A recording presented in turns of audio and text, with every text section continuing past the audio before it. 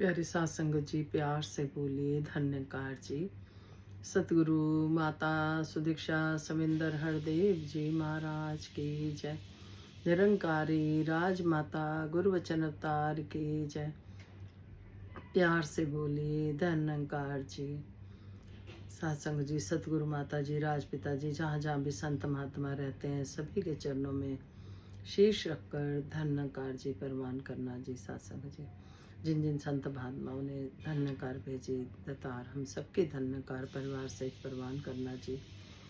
सभी के झोले में सत्संग सेवा सिमरन हमेशा रहे। सत्संग जी, तो सत्संग जी जब गए दासी सत्संग में, तो अब की बार संतों ने टॉपिक दिया कि घर गृहस्थी में कैसे रहना है, कैसे रहना होता है, और इस पर अपने अपने विचार व्यक्त करने हैं। तो सत्संग जी रिसाला आया जिसमें इस महीने का, उसमें दासी ने जब देखा पढ़ा तो पहला पेज ही यही निकला, गृहस्थ के ऊपर ही। सत्संग जी, हम सब बहन भाइयों की जिंदगी प्रैक्टिकल लाइफ, गृहस्थ जीवन की कोई छुपी नहीं होती किसी से। सभी के जीवन में उतार चढ़ाव आते हैं, हम सब जानते हैं। तो रिसाले में कुछ सतगुरु माता जी के जो वचन दासी ने कुछ लिखे, और कुछ सत्संग जी हमारे साथ सबके साथ गृहस्थी में कुछ ना कुछ चलता है। तो सतगुरु माता जी समझा रहे हैं, जीतने का यह सलीका भी आजमाना चाहिए, जब जंग हो अपनों से तो हार जाना चाहिए। वाकई में सत्संग जी, अपनों से हारना ही होता है, क्योंकि परिवार में सब अलग अलग विचारों के होते हैं। कोई इंसान शांत हो जाता है, कोई राई का पहाड़ बनाता है, कोई बात को खींचता है।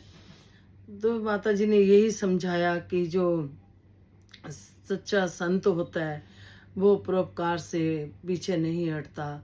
उसे चाहे कितना भी कष्ट हो, लेकिन वो परोपकार करता है, चाहे वो घर में कोई ज्ञानी संत हो।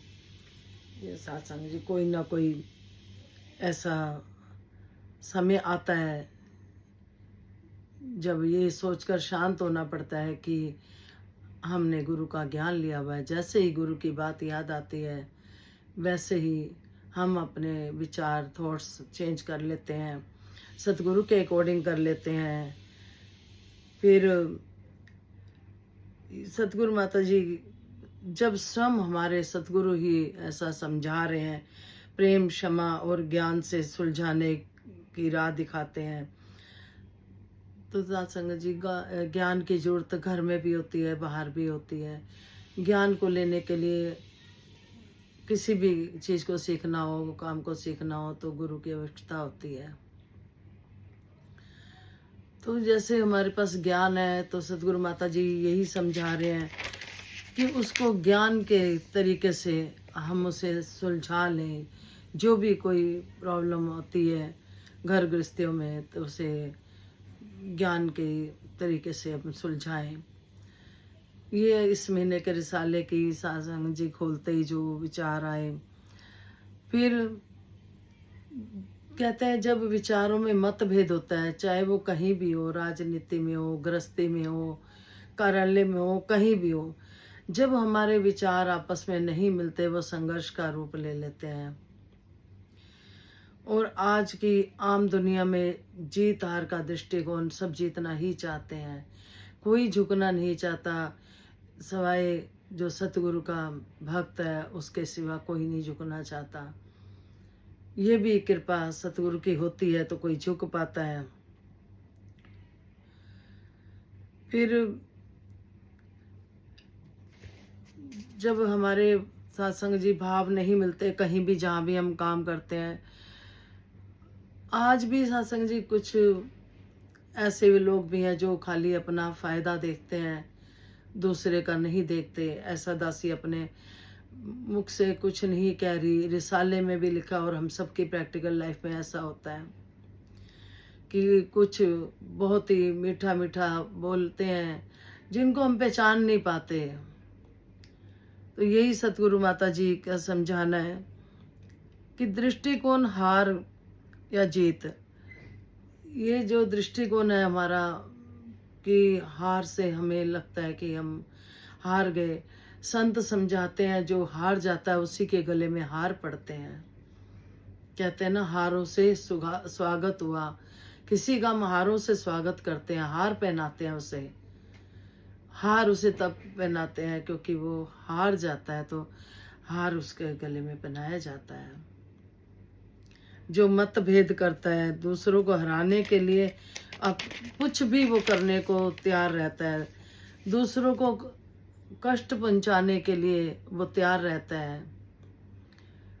दिल तो किसी भी रूप में दुखाया जा सकता है। आज के समय में हम देखें कि हर कोई इंसान, छोटे से छोटा बच्चा भी, वो अपनी ही लीला में, अपने ही करने पे विश्वास रखता है कि मैं ठीक हूँ, मैं जो कर रहा हूँ सही हूँ। वो बड़ों की बात मानकर राजी नहीं होते।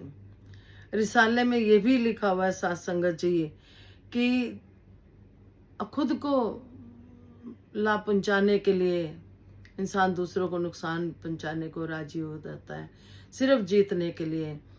जिस तरह से एक भक्त को वरदान मिला, भगवान दर्शन दिए भगवान जी ने, तो उन्होंने को बोला कि मांगो, वरदान मांगो, आपको हर चीज मिलेगी। उन्होंने वरदान मांग लिया, सुख चैन नहीं मांगा, वरदान भी मांगा तो क्या मांगा कि मेरा कोई नुकसान हो जाए, मेरी आंख ही फूट जाए। क्योंकि भगवान ने कह दिया था जो तू मांगेगा उसका डबल मिलेगा पड़ोसी को। वो अपना ये मांग लेता है कि मेरी यहाँ एक आंख फूट जाए, सोचता है पड़ोसी की दोनों फूट जाएंगी। आज का ये समय सत्संग जी है, इस सब हार जीत में लगे हुए हैं। कोई किसी की भावना को नहीं समझता।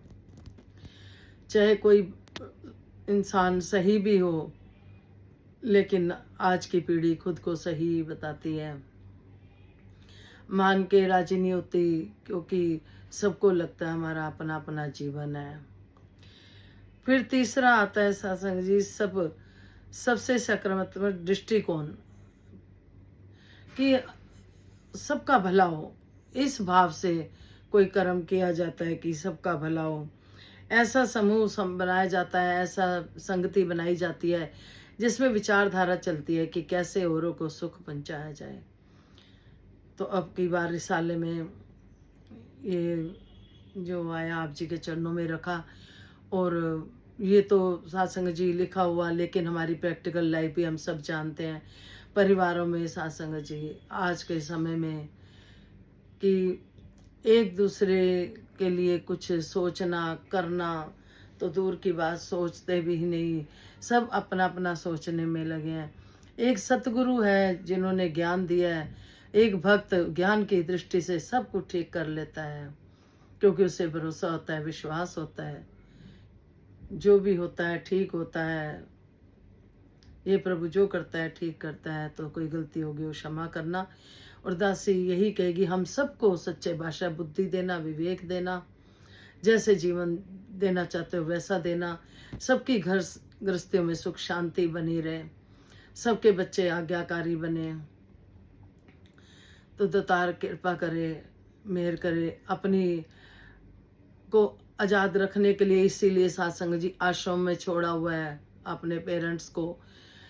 पीछे दासी के पास जो हेल्पर आई हैं वो आश्रम में काम करके आई हैं, उन्होंने बताया इतने अमीर अमीर भी हैं, तो वो उनके भाव दासी को बहुत अच्छे लगे कि घर में केयर टेकर भी तो रख सकते हैं अगर इतना पैसा है तो। सत्संग जी जब हमारी संगत भी जब हुई थी आश्रम में किसी में, तो वहाँ पे ऐसे भी थे जो इनकी ज्वेलरी की दुकानें, और उनके पिता माता रो रहे हैं।